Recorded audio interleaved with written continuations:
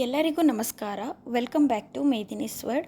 ಇವತ್ತಿನ ಈ ಒಂದು ವಿಡಿಯೋದಲ್ಲಿ ನಾನು ಹೆಲ್ದಿಯಾಗಿರುವಂತಹ ಅಗಸೆ ಬೀಜದಿಂದ ಫ್ಲ್ಯಾಕ್ಸ್ ಸೀಡ್ ಅಂತ ಹೇಳ್ತೀವಲ್ಲ, ಅದರಿಂದ ನಾನು ಚಟ್ನಿ ಪುಡಿ ರೆಸಿಪಿನ ನಿಮ್ಮ ಜೊತೆಗೆ ಶೇರ್ ಮಾಡ್ಕೊಳ್ತಾ ಇದ್ದೀನಿ. ಬನ್ನಿ ಹೇಗೆ ಮಾಡೋದು ಅಂತೇಳಿ ನೋಡ್ಕೊಂಡು ಬರೋಣ. ಇದಕ್ಕಾಗಿ ನಾನು ಅರ್ಧ ಬೌಲಷ್ಟು ಅಗಸೆ ಬೀಜನ ನಾನಿಲ್ಲಿ ತೊಗೊಂಡಿದ್ದೀನಿ. ಇದನ್ನು ನಾನು ಒಂದು ಪ್ಯಾನಿಗೆ ಹಾಕ್ಕೊಂಡ್ಬಿಟ್ಟು ಲೋ ಫ್ಲೇಮಲ್ಲೇ ಚೆನ್ನಾಗಿ ರೋಸ್ಟ್ ಮಾಡ್ಕೊಳ್ತಾ ಇದ್ದೀನಿ. ನಾವು ಇದನ್ನು ಲೋ ಫ್ಲೇಮಲ್ಲೇ ಇಟ್ಬಿಟ್ಟು ರೋಸ್ಟ್ ಮಾಡ್ಕೊಬೇಕಾಗುತ್ತೆ. ಹಾಗೆ ಅಗಸೆ ಬೀಜ ಎಲ್ಲ ಸೂಪರ್ ಮಾರ್ಕೆಟ್ಗಳಲ್ಲೂ ಇಲ್ಲ ಜನರಲ್ ಸ್ಟೋರ್ಗಳಲ್ಲಿ ಈಸಿಯಾಗಿ ಇದು ಸಿಗುತ್ತೆ. ನೋಡಿ, ಈ ರೀತಿಯಾಗಿ ನಾವು ಲೋ ಫ್ಲೇಮಲ್ಲೇ 5ರಿಂದ 7 ನಿಮಿಷಗಳ ಕಾಲ ಇದನ್ನು ನಾವು ಚೆನ್ನಾಗಿ ಈ ರೀತಿಯಾಗಿ ರೋಸ್ಟ್ ಮಾಡ್ಕೊಬೇಕಾಗುತ್ತೆ. ಈಗ ಇದು ಆಗಿದೆ. ಇದನ್ನು ನಾನು ಒಂದು ಪ್ಲೇಟಿಗೆ ಟ್ರಾನ್ಸ್ಫರ್ ಮಾಡ್ಕೊಳ್ತಾ ಇದ್ದೀನಿ. ಹಾಗೆ ಅದೇ ಒಂದು ಪ್ಯಾನಿಗೆ ಮತ್ತಷ್ಟು ಒಂದು ಅರ್ಧ ಬೌಲಷ್ಟು ಹುಚ್ಚೆಳ್ಳು, ಗುರಳ್ಳು ಅಂತ ಏನು ಅಂತೀವಲ್ಲ, ಅದನ್ನು ಸಹ ನಾನಿಲ್ಲಿ ತೊಗೊಂಡ್ಬಿಟ್ಟು ಅದನ್ನು ಸಹ ನಾನಿಲ್ಲಿ ರೋಸ್ಟ್ ಮಾಡ್ಕೊಳ್ತಾ ಇದ್ದೀನಿ. ಇದನ್ನು ಸಹ ನಾವು ಲೋ ಫ್ಲೇಮಲ್ಲೇ ಇದನ್ನು ಫ್ರೈ ಮಾಡ್ಕೊಬೇಕಾಗುತ್ತೆ. ಇದು ಒಂದು 2 ನಿಮಿಷಗಳ ಕಾಲ ಫ್ರೈ ಮಾಡಿಕೊಂಡ್ರೆ ಸಾಕು.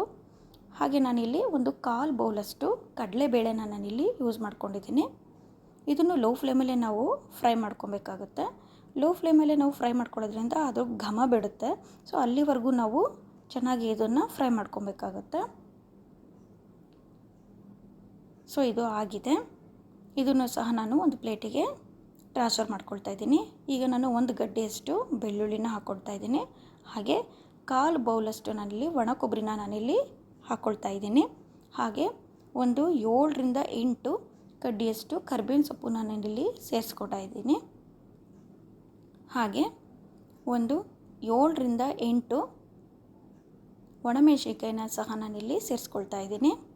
ಇದನ್ನೆಲ್ಲ ನಾವು ಲೋ ಫ್ಲೇಮಲ್ಲೇ ನಾವು ಇದನ್ನು ಚೆನ್ನಾಗಿ ರೋಸ್ಟ್ ಮಾಡ್ಕೊಬೇಕಾಗುತ್ತೆ. ಒಣ ಕೊಬ್ಬರಿನ ಪ್ರಮಾಣನ ನಾವು ಹೆಚ್ಚು ಮಾಡಿಕೊಂಡಷ್ಟು ಚಟ್ನಿ ಪುಡಿ ಇನ್ನೂ ಚೆನ್ನಾಗಿರುತ್ತೆ.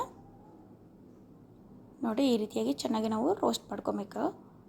ಅದು ಏನು ಕರಿಬೇವಿನ ಸೊಪ್ಪು ಗರಿ ಗರಿ ಆಗಬೇಕು, ಒಣಮೆಣಸಿನಕಾಯಿ ಸಹ ಗರಿ ಗರಿ ಆಗಬೇಕು, ಅಲ್ಲಿವರೆಗೂ ಚೆನ್ನಾಗಿ ಇದನ್ನು ರೋಸ್ಟ್ ಮಾಡ್ಕೊಬೇಕು. ನೋಡಿ, ಇದಾಗಿದೆ. ಇದನ್ನು ಸಹ ನಾನು ಪ್ಲೇಟಿಗೆ ಟ್ರಾನ್ಸ್ಫರ್ ಮಾಡ್ಕೊಳ್ತಾ ಇದ್ದೀನಿ.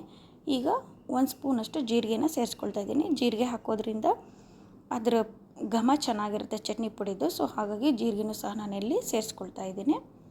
ಸೊ ಇದೆಲ್ಲವನ್ನು ನಾನು ಒಂದು ಪ್ಲೇಟಿಗೆ ಹಾಕ್ಕೊಂಡಿದ್ದೀನಿ. ಇದು ಕಂಪ್ಲೀಟಾಗಿ ತಣ್ಣಗಾಗೋವರೆಗೂ ಬಿಡಬೇಕು. ಇದು ಕಂಪ್ಲೀಟಾಗಿ ತಣ್ಣಗಾದಮೇಲೆ ಒಂದು ಮಿಕ್ಸಿ ಜಾರ್ಗೆ ನಾನು ಇದನ್ನು ಹಾಕ್ಕೊಳ್ತಾ ಇದ್ದೀನಿ.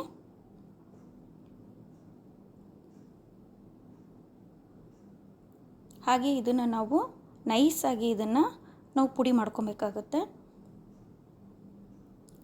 ಸೊ ಈಗ ನಾನು ರುಚಿಗೆ ತಕ್ಕಷ್ಟು ಉಪ್ಪನ್ನ ಸೇರಿಸ್ಕೊಳ್ತಾ ಇದ್ದೀನಿ. ಈ ಟೈಮಲ್ಲೇ ನೀವು ಬೇಕು ಅಂತಂತಂದರೆ ನಲ್ಲಿಕಾಯಿ ಗಾತ್ರದಷ್ಟು ಹುಣಸೆ ಹುಳಿನೂ ಸಹ ನೀವು ಸೇರಿಸ್ಕೊಬೇಕು ಬೇಕಿದ್ದಲ್ಲಿ.